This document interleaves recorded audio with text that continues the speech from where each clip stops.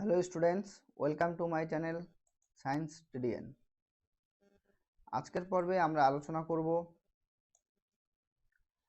West Bengal SSC group C group ডির জন্য, plus হচ্ছে ওয়েস্ট বেঙ্গল পুলিশ কনস্টেবল এবং কলকাতা পুলিশ কনস্টেবলের জন্য বিশেষ গুরুত্বপূর্ণ কিছু জিকে। তো এর আগে আমি অলরেডি আলোচনা করে ফেলেছি 18টা পর্ব। তোমরা যারা এর আগের পর্বগুলি দেখোনি, দেখো ডেসক্রিপশন বক্সে লিঙ্ক দেওয়া আছে, সেখানে ক্লিক করলে কিন্তু তোমরা পুরো প্লেলিস্ট পেয়ে যাবে। আজকে হচ্ছে পর্ব নাম্বার 19, অর্থাৎ 19 নাম্বার পর্ব। তো প্রথম কোশ্চেনে আমরা চলে আসি। প্রথম কোশ্চেন কি রয়েছে তোমরা দেখে নাও, যে কোশ্চেন নাম্বার 16। কেন, দেখো এর আগের পর্বে 15 নাম্বার কোশ্চেন অব্দি আলোচনা হয়ে গেছে, তো আজকে শুরু হচ্ছে কোশ্চেন নাম্বার 16 থেকে। উত্তর ও দক্ষিণ ভারতের জলবিভাজিকা বলে। উত্তর ও দক্ষিণ ভারতের জলবিভাজিকা বলে বিন্ধ্য পর্বতকে, সাতপুরা পর্বতকে, হিমালয়কে, নাকি নীলগিরি পর্বতকে? দেখো আমি তোমাদের প্রথমে আলোচনা করি, ধ্যান দিয়ে শুনবে প্রত্যেকে। ব্যাপারটা হচ্ছে, যদি আমরা ভারতের কথা বলি, তো মধ্য ভারতের দিকে রয়েছে আমাদের বিন্ধ্য পর্বত। কোন পর্বত আছে? মধ্য ভারতের দিকে রয়েছে আমাদের বিন্ধ্য পর্বত, ঠিক। এবার উত্তর দিকে আমাদের রয়েছে গঙ্গা অববাহিকা। কি রয়েছে? উত্তর ভারতের দিকে আমরা পেয়ে যাবো হচ্ছে গঙ্গা অববাহিকা। গঙ্গা অববাহিকা, গঙ্গা অববাহিকা পাবো, Ganga অববাহিকা।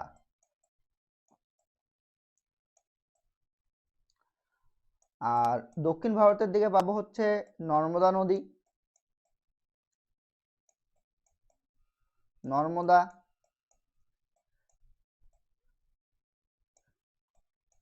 Tapti,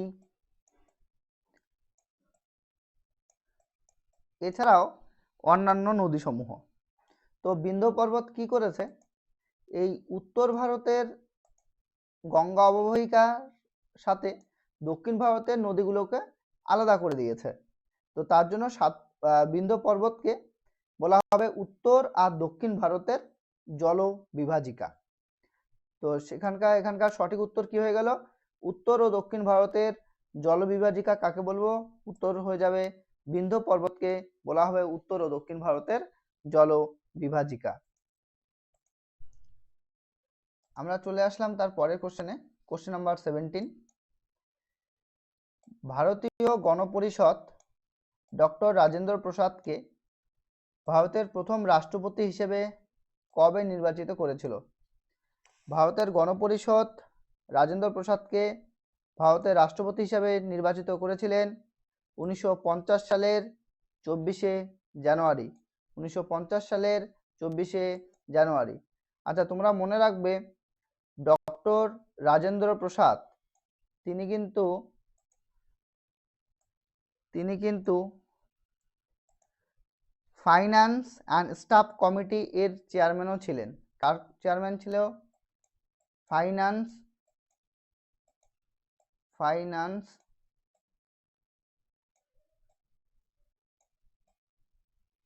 and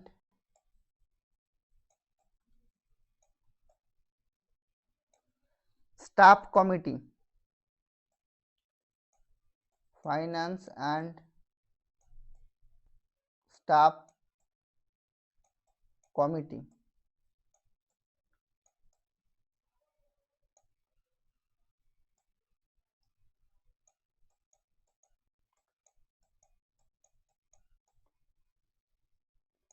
finance and staff committee এর চেয়ারম্যানও কিন্তু ছিলেন ডক্টর রাজেন্দ্র প্রসাদ।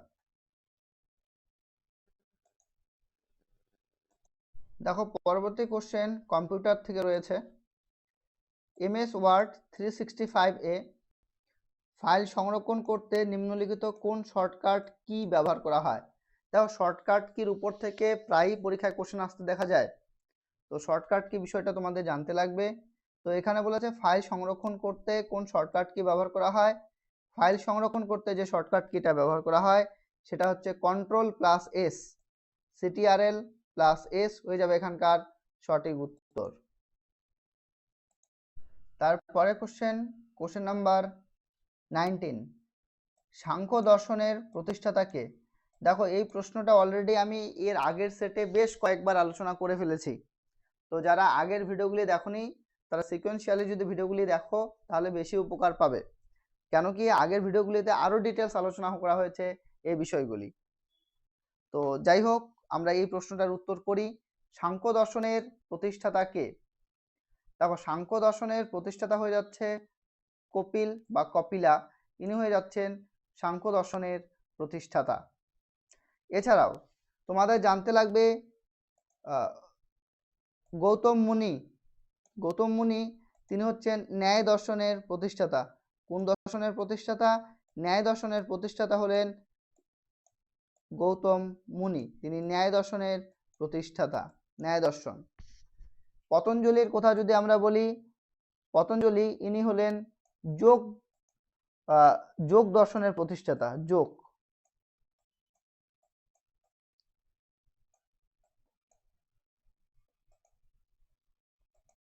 আমরা চলে আসলাম তার পরের প্রশ্নে। হাইড্রোজেন পরমাণুর পারমাণবিক ব্যাসার্ধ কত? হাইড্রোজেন পরমাণুর পারমাণবিক ব্যাসার্ধ হচ্ছে 37 পিকোমিটার, 37 পিকোমিটার।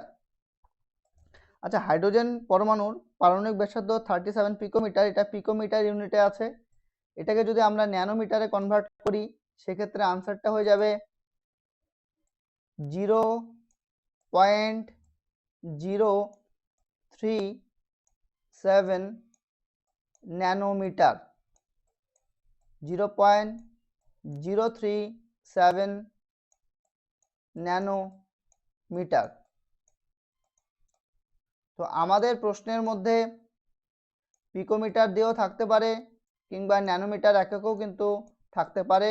আমাদের দুটো ডেটাই মনে রাখতে লাগবে যে হাইড্রোজেন পরমাণুর পারমাণবিক ব্যাসার্ধ কত, 37 পিকোমিটার কিংবা 0.03 ন্যানোমিটার।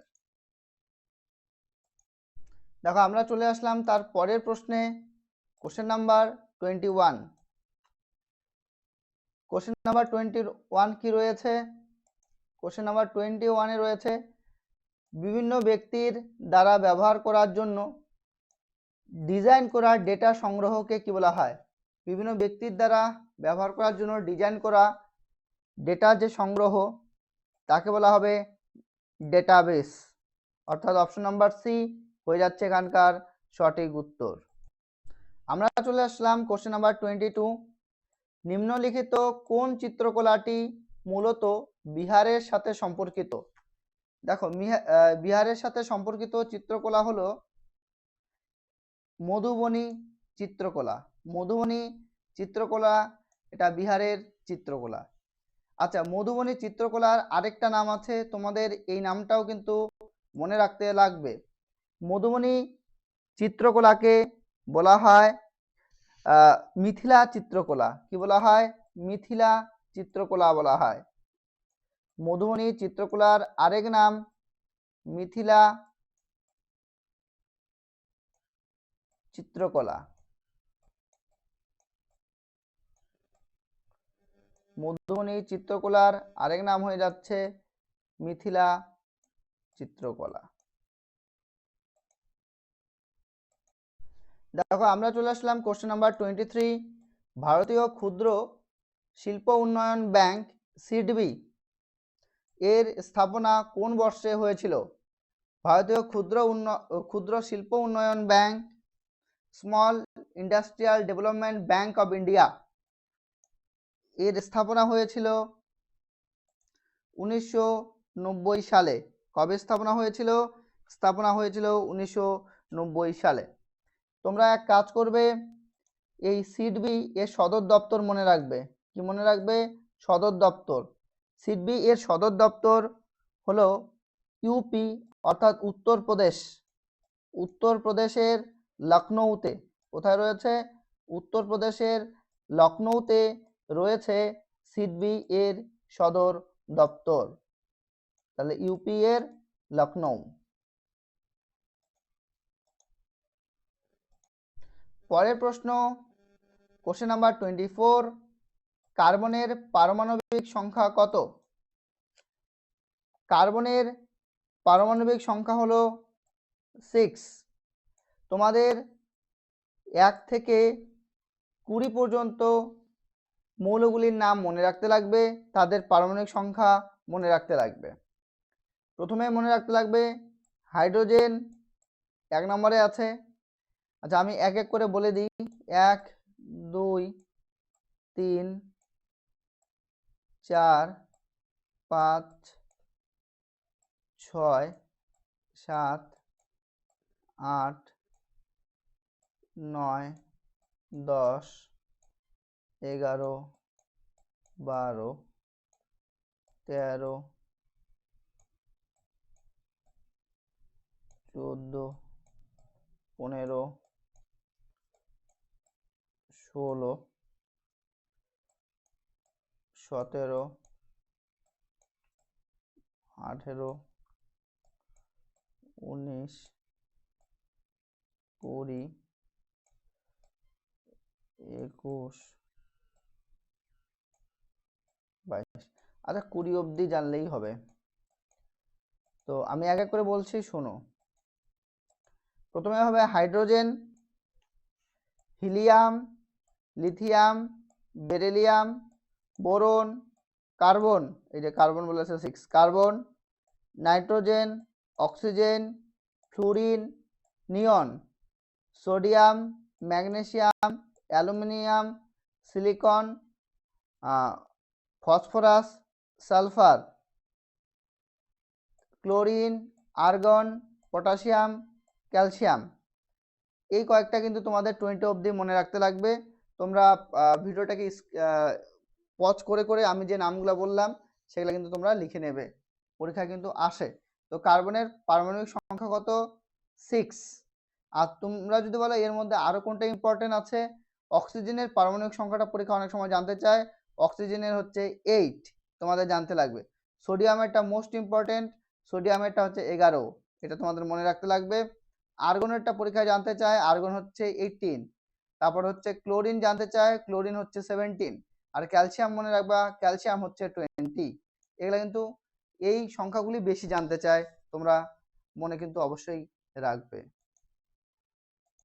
তারপরের প্রশ্ন, কোশ্চেন নাম্বার 25। একই মৌল বা বিভিন্ন মৌলের পরমাণু একত্রে মিলিত হয়ে গঠন করতে পারে। তো ব্যাপারটাকে ধ্যান দিয়ে শোনো। একই মৌল প্রথমে বলেছে, একই মৌল বলতে কিরকম, যেমন অক্সিজেন একটা পরমাণু, অক্সিজেন আরেকটা পরমাণু অক্সিজেন, তাহলে একই মৌলের দুটা পরমাণু। এবার একই মৌলের দুটা পরমাণু, এটা অক্সিজেন এটা অক্সিজেন, মিলে তৈরি হচ্ছে O2। এই O2 হচ্ছে তোমার অণু, এটা হয়ে গেল অণু। তবে কি অণু? এটা হচ্ছে মৌলিক অণু। কেন মৌলিক অণু? যেহেতু একই মৌলের পরমাণু দ্বারা গঠিত অণু, তার জন্য এটা হয়ে যাবে তোমার মৌলিক অণু। মৌলিক অণু। কিন্তু যদি আমরা জলের কথা বলি, জলের ক্ষেত্রে তোমার লাগবে হচ্ছে হাইড্রোজেনের দুটা পরমাণু আর অক্সিজেনের একটা পরমাণু। হাইড্রোজেনের দুটা পরমাণু, অক্সিজেনের একটা পরমাণু মিলে তৈরি হবে জলের একটা অণু। তাহলে H2 হচ্ছে একটা যৌগিক অণু। কেন যৌগিক অণু? যেহেতু আলাদা আলাদা মৌলের পরমাণু দ্বারা গঠিত হয়েছে, সেই কারণে H2 হচ্ছে যৌগিক অণু। তো যাই হোক, একই মৌলের পরমাণু হতে পারে বা বিভিন্ন মৌলের পরমাণু হতে পারে। এই একই মৌলের পরমাণু হোক কিংবা বিভিন্ন মৌলের পরমাণু হোক, এই পরমাণুগুলি একত্রিত হয়ে কি তৈরি করে? একত্রিত হয়ে তৈরি করে অণু তৈরি করবে। সেটা মৌলিক অণু হোক কিংবা যৌগিক অণু হোক, মোট কথা অণু তৈরি করবে। অর্থাৎ অপশন নাম্বার বি হয়ে যাচ্ছে এখানকার সঠিক উত্তর। Next question number 26। অ্যাসিড নীল লিটমাসের রং এ পরিবর্তন করে, মানে অ্যাসিড নীল লিটমাস পেপারকে কোন কালারে চেঞ্জ করে দেবে। তো এই কোশ্চেনটা এর আগেও কিন্তু আমি আলোচনা করেছি, মোস্ট ইম্পর্টেন্ট কোশ্চেন, পরীক্ষায় কিন্তু প্রায় আসতে দেখা যায়। আমি আবার আলোচনা করে দিচ্ছি, তোমরা ধ্যান দিয়ে শোনো। তো যারা আগের ভিডিওগুলি দেখোনি অবশ্যই আগের ভিডিওগুলি দেখো। আগের ভিডিওগুলিতে এই বিষয়গুলি আরো বিস্তারিতভাবে আলোচনা করা হয়েছে। এক তো হচ্ছে অ্যাসিড, দুই আমরা পড়বো ক্ষার। অ্যাসিডে কি হয়? অ্যাসিডে যেটা হয় যে নীল লিটমাস, অ্যাসিডে কন্ট্যাক্টে নীল লিটমাস পেপার যদি আসে তাহলে সেটা বর্ণ পরিবর্তন করে লাল বর্ণ ধারণ করবে। আর এই কেসটাই যদি ক্ষারের ক্ষেত্রে হয়, ক্ষারের ক্ষেত্রে আমরা দেখতে পাবো যে লাল লিটমাস যদি পেপার আমরা নিই, সেটা ক্ষারের কন্ট্যাক্টে নিয়ে আসি, ক্ষারের সংস্পর্শে নিয়ে আসি, সেক্ষেত্রে দেখব সেই লাল লিটমাস পেপার তার কালার চেঞ্জ করবে, কালার চেঞ্জ করে হয়ে যাবে নীল কালারের। অর্থাৎ আমরা বুঝতেই পারলাম অ্যাসিড দ্রবণে কি হয়, নীল লিটমাস পেপার লাল রঙে কনভার্ট হয়ে যায়, আর ক্ষার দ্রবণে লাল লিটমাস পেপার নীল বর্ণে পরিবর্তিত হয়। যেহেতু এখানে কোশ্চেনে অ্যাসিড দ্রবণ রয়েছে এবং লিটমাসের কথা বলেছে, কাজেই এটা কোন বর্ণে কনভার্ট হয়ে যাবে? এটা লাল বর্ণে কনভার্ট হয়ে যাবে। অর্থাৎ অপশন নাম্বার বি হয়ে যাচ্ছে এখানকার সঠিক উত্তর। আমরা চলে আসলাম তার পরের প্রশ্নে, কোশ্চেন নাম্বার 27। বিজ্ঞানে কোনো বস্তুর উপর ধাক্কা বা টান হলে তাকে কি বলা হয়? কোনো বস্তুর উপর ধাক্কা বা টান যদি হয় সেটা বিজ্ঞানের ভাষায় তাকে বলা হবে বল বা ফোর্স। কি বলা হবে? বল বলা হবে কিংবা ফোর্স বলা হবে। তাহলে টান বল, ধাক্কা বল, এগুলো প্রত্যেকটাই বিজ্ঞানের ভাষায় এক একটা বলের এক্সাম্পল। তাহলে কিন্তু এখানকার সঠিক উত্তর হয়ে যাচ্ছে অপশন নাম্বার ডি, বল। Question number 28। কোশ্চেন নাম্বার 28 রয়েছে সিইআরটি এর সম্পূর্ণ রূপ কি বা পূর্ণ রূপ কি? সিইআরটি এর পূর্ণ রূপ হচ্ছে computer emergency response team. Computer emergency response team, এটাই হয়ে গেল সিইআরটি এর পূর্ণ রূপ। এই সিইআরটি প্রতিষ্ঠিত হয়েছে 2004 সালে। কত সালে? 2004 সালে সিইআরটি প্রতিষ্ঠিত হয়েছে। Question number 29। ওস্তাদ সাফাত আহমেদ খান নিচের কোন বাদ্যযন্ত্রের জন্য সবচেয়ে বেশি পরিচিত? ওস্তাদ সাফাত আহমেদ খান তিনি তবলা বাদক। ওস্তাদ সাফাত আহমেদ খান হলেন তবলা বাদক। তারপরের প্রশ্ন, কোশ্চেন নাম্বার 30। ওজোন স্তর হ্রাসের জন্য দায়ী পদার্থ উৎপাদন কমাতে বিশেষ নিয়ন্ত্রণ স্ট্র্যাটেজি গ্রহণ করা হয়। তাহলে ওজোন স্তর হ্রাসের জন্য দায়ী পদার্থ বলতে কিরকম বোঝায়? যেমন ওজোন স্তর হ্রাসের জন্য দায়ী পদার্থ যেমন CFC, chlorofluorocarbon, CFC chlorofluorocarbon ozone স্তর ধ্বংসের জন্য দায়ী। তো এই সমস্ত পদার্থ যারা ওজোন স্তরকে হ্রাসপ্রাপ্ত করে, ওজোন স্তরের ক্ষয়ের জন্য দায়ী, সেই সমস্ত পদার্থের নিয়ন্ত্রণ কমানোর জন্য একটা স্ট্র্যাটেজি গ্রহণ করা হয়েছে। এই উদ্দেশ্যে বিশ্বব্যাপী একটা চুক্তি গ্রহণ করা হয়। সেই চুক্তিটা গ্রহণ করা হয় যে কনফারেন্সে, কোন কনফারেন্সে গ্রহণ করা হয়েছে? সেটা হচ্ছে, সেই কনফারেন্সটা হচ্ছে রিও ডি জেনেরো কনফারেন্স, যেটা বসুন্ধরা সম্মেলন নামেও পরিচিত। তো এতদূর পর্যন্তই আজকে থাকছে। আমরা পরের দিন চলে আসছি কোশ্চেন নাম্বার 31 থেকে। অলরেডি আমরা 30 পর্যন্ত আলোচনা করে ফেললাম। এর পরের দিন থেকে আমরা আলোচনা করব 31 থেকে স্টার্ট হবে। তো ভিডিওটি ভালো লাগলে লাইক করবে, কমেন্ট করবে, শেয়ার করবে বন্ধুদের সাথে। Thanks for watching this video.